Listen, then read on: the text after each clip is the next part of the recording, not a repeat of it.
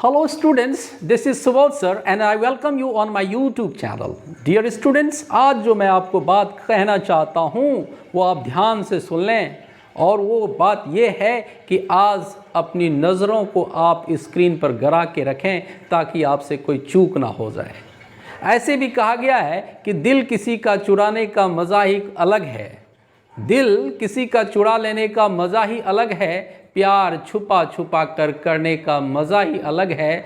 ऐसे तो नशे की चीज़ें बहुत सारी उपलब्ध है बाज़ार में, मगर आँखों से आँखें मिलाने का नशा ही कुछ और है। तो आज अपनी आँखों को आप जमा के रखें और आज अपने टॉपिक का आनंद लें। और आज आपका टॉपिक है कॉमन एरर्स। ऐसे तो ये कॉमन ऐसे टॉपिक हैं जो 2017-2018 में वो MTS एग्ज़ाम, स्टेनोग्राफ़र के एग्ज़ाम या CHSL के एग्ज़ाम या CGL के एग्ज़ाम में वो पूछे गए सारे प्रश्न हैं। तो है तो बहुत महत्वपूर्ण, तो आपको ध्यान देना है कि किस तरह से हम इस तरह के कॉमन एरर्स को एग्ज़ाम में कैसे सॉल्व करें। तो चलिए देखते हैं बिना समय गंवाए कि पहला क्वेश्चन क्या कहता है कॉमन एरर्स को, कि she reached to the station barely on time. देखिए ये 2018 SSC CHSL के एग्ज़ाम में, ये ऑनलाइन के एग्ज़ाम में पूछा गया है। She reached to the station, she reached subject है, ये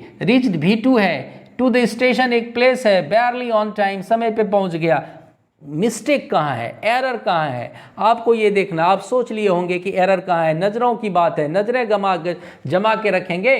तो देखिए ये स्टेशन जो है ये आपका प्लेस है और किसी भी प्लेस पे पहुंचने से पहले हम वहाँ पर एट का प्रयोग करेंगे, टू का प्रयोग नहीं करेंगे। तो आप टू को हटा देंगे, एट लगा देंगे, क्या हो जाएगा, she reached at the station barely on time. ये आपका सॉल्व हो गया।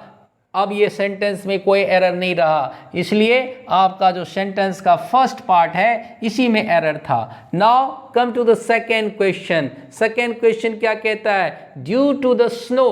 देखिए ध्यान दीजिए, नज़रों को जमा के रखिए। Due to the snow the marks was unrecognisable. आप देखिए ये अगर इसमें आपको लगता है कि नो एरर है तो आपका ये नो एरर वाला पार्ट आंसर होगा। ये क्वेश्चन भी आपको 2018 CHSL SSC के CHSL के एग्जाम में पूछा गया है। तो चलिए फिर से देख लेते हैं। Due to the snow, no problem, no error है।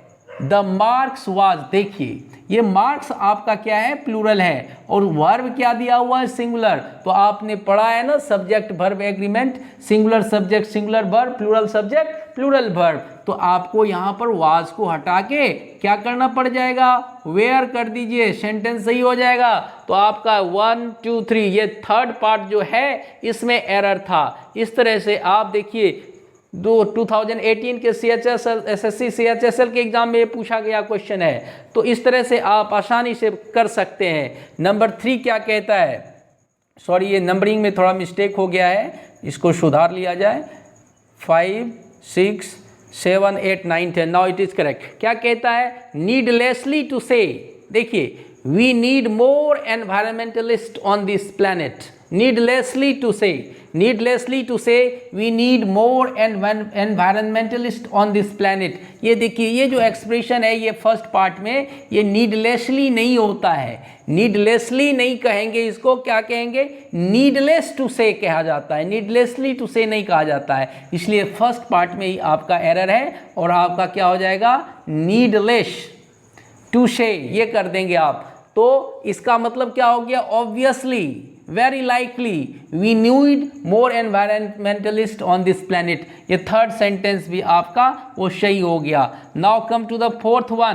कहता है here is which you can expect in your paper. Here is which you can expect in your paper, no error. आप देखिए ध्यान से देखिए कि एरर कहाँ है। देखिए हियर इज विच, देखिए यहीं पर तो है स्टूडेंट्स, आपने पकड़ लिया होगा। हियर इज विच को हटाना पड़ेगा, हमें क्या लगाना पड़ेगा, व्हाट लगाना पड़ेगा। Here is what you can expect in your paper. तो सेंटेंस के फर्स्ट पार्ट में ही आपका एरर यहाँ पर था। चलिए फिफ्थ में देखते हैं क्या है। Hardly had I reach the exhibition, hardly had I reach the station where I learned about the major robbery. आपको ध्यान में आ गया होगा, अनेक सारी वीडियो में मैं इस तरह की बातों को बताया हूँ कि नज़रों की बात है, नज़रों को नहीं भूलना है, नज़रें जमा कर रखेंगे।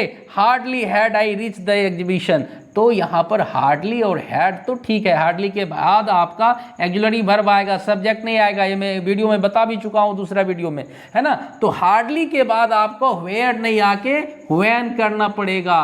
क्या करना पड़ेगा? वेयर को हटाना पड़ेगा, व्हेन करना पड़ेगा।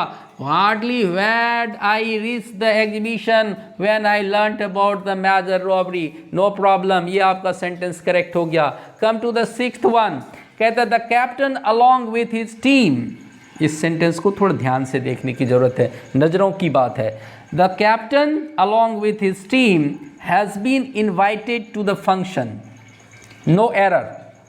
अब देखिए इस सेंटेंस को देखिए, द कैप्टन सब्जेक्ट है, अलॉन्ग विथ हिज टीम, ये कैप्टन और ये टीम अलॉन्ग विथ से जुड़ा हुआ है, तो वर्ब आपका सिंगुलर हैज़ बीन तो है, इन्वाइटेड, हैज़ बीन इन्वाइटेड, ये भी आपका V3 हो गया, to the function, no problem. इस सेंटेंस में डियर स्टूडेंट्स कोई एरर नहीं है, ग्रामेटिकली ये सेंटेंस 100% करेक्ट है, इसलिए आपका नो एरर। ये भी आपका क्वेश्चन 2017 ये स्टेनोग्राफर के एग्जाम में पूछा गया है, SSC स्टेनोग्राफर 2017 के एग्जाम में ये क्वेश्चन आपको पूछा गया है।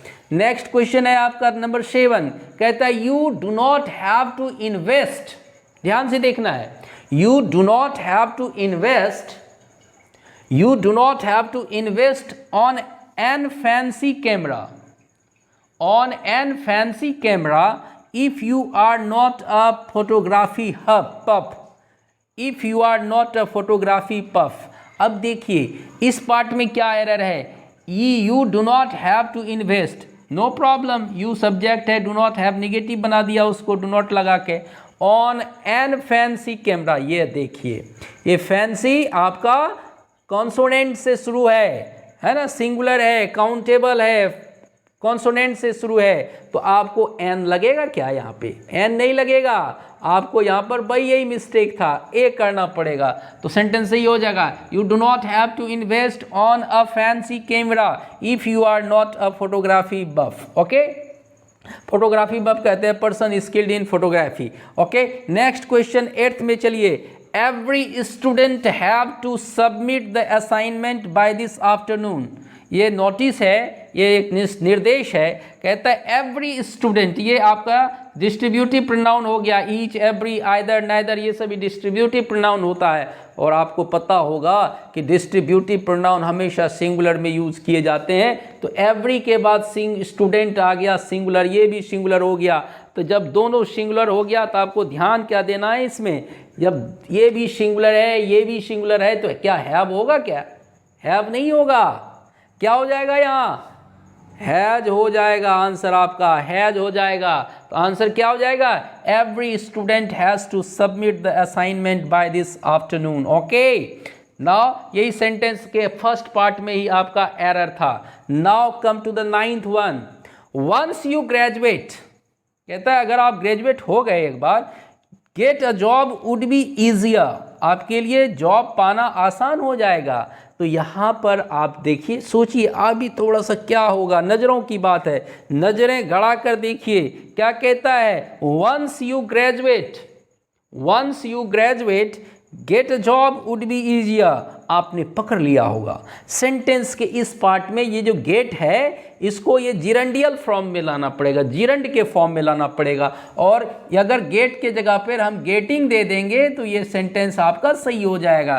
क्या हो जाएगा? Once you graduate getting a job would be easier. यही सेंटेंस के सेकेंड पार्ट में आपका एरर था। Last but not the least, the 10th number क्या कहता है, oh dear do have some relief on my nerves, do have some relief on my nerves। आप सोच लें, ये लास्ट सेंटेंस है, नजरों की बात है ना। Oh dear do have some relief, देखिए यहां पर डू भी है, हैव भी है, क्या डू भी है और हैव भी है, तो क्या होगा? Oh dear have some relief on my nerves. तो ये डू जो है ये आपका रिडंडेंट है, एक्स्ट्रा है, केवल आप डू को हटा दीजिए, सेंटेंस आपका सही हो जाएगा। क्या हो जाएगा? Oh dear have some relief on my nerves.